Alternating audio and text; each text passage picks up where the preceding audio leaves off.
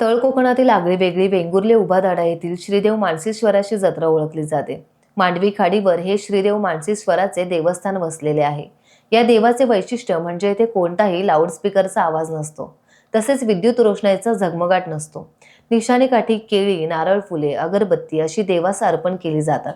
जत्रा म्हटलं की दशावतार आला. मात्र येथे दशावतार हा गॅस बत्तीच्या प्रकाशात सादर केला जातो.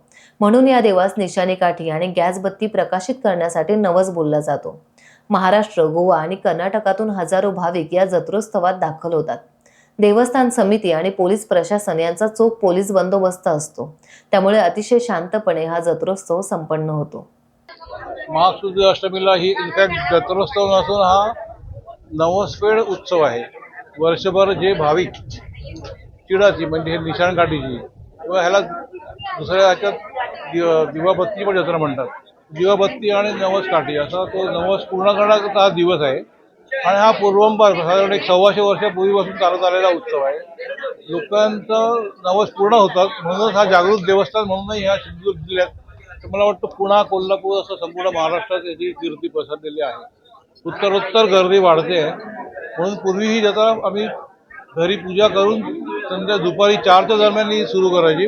पण आता भाविकांच्या सोयीसाठी ही महासुद अष्टमीला पहाटे 2 वाजेपासून आम्ही रात्री 12 वाजेपर्यंत इकडे सांगणी पोळणी आणि नवस पूर्ण करतो. आणि त्याच्यानंतर आमच्या घराच्या समोर दिवाबत्तीमध्ये म्हणजे नवसाला जी काही दिवाबत्ती हे अर्पण करतात त्या दिवाबत्तीच्या प्रकाशात पार्सेकरांचं दशावतारात बोधपर नाटक होतं. एक चांगला मेसेज पार्सेकर सगळ्या भाविकांना देऊन जातात. आता हा जत्रोत्सव पहाटे 6 पर्यंत चालतो. हे देऊ म्हणजे आमचे पळजवंत देऊ कुबलची जत्रा किंवा मानसीश्वरची जत्रा किंवा देवाबत्तीची जत्रा अशाही नावांनी सगळं हे प्रचलित आहे. हो, ही पूर्णपणे एक वेगळी आगळीवेगळी जत्रा आहे. ओके, दरवर्षी म्हणजे सालाबादप्रमाणे यावर्षी सुद्धा आम्ही आलेलो आहोत आणि गेले बरेच वर्ष येतोय आणि खूप चांगला अनुभव आम्हाला आलाय. ओके, आणि सुरुवातीला मी फक्त एकटा आलो, मला कोणीतरी सांगितल्याप्रमाणे.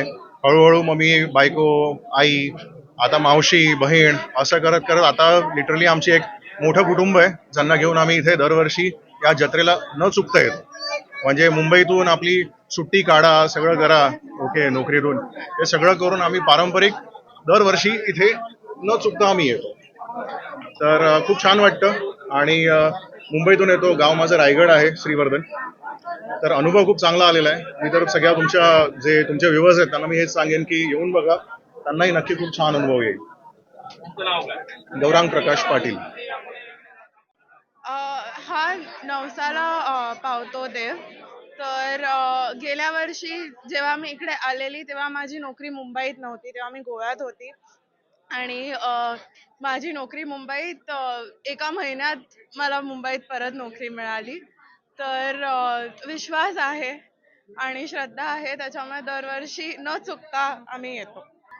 मानसेश्वर महाराजांची कृपा म्हणजे अशी व्यक्त पण नाही करू शकत. मी इथे आज या वेळेला मला येणं जमणार नव्हतं, पण तरी सुद्धा मानसेश्वर महाराजांनी शेवटच्या घटकेला मला इथे बोलावून घेतलं. सहज रीतीने एकही त्रास न होता पहिल्यांदा ट्रेनचा प्रवास करून मी इथपर्यंत पोचले. ही त्यांचीच कृपा आहे. आणि इथे जेव्हापासून म्हणजे आम्ही इथे आमचं मस्तक इथे टेकवलंय तेव्हापासून आमचे जे कष्ट आहेत ते एवढे कमी झाले आहेत की व्यक्तच करू शकत नाही. जय श्री मानसेश्वर. नवसाचं कारण असं आहे की हा देव नवसाला पावतो. तुम्ही नक्की या नेहमी. आणि माझं पण एक बऱ्याच इच्छा पूर्ण झाल्या.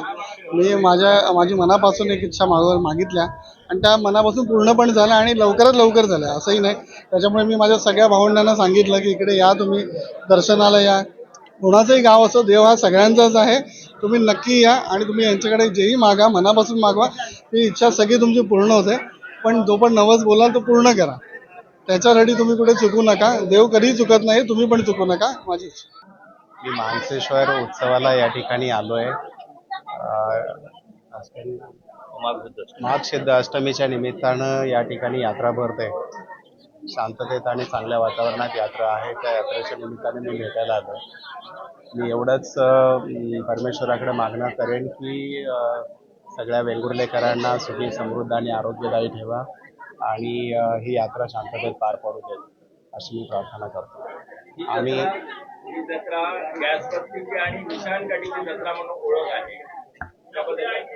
नाही, आता निशाणकाठीची यात्रा आहे. मी पण एक निशाणकाठी देवाला अर्पण केलेली आहे आणि सर्वांच्या सुखसमृद्धीचं मागणं केलेलं आहे. टाइम्स डिजिटलला लाईक करा, सबस्क्राईब करा, शेअर करा आणि बेल आयकॉन दाबायला विसरू नका. पाहत रहा टाइम्स डिजिटल.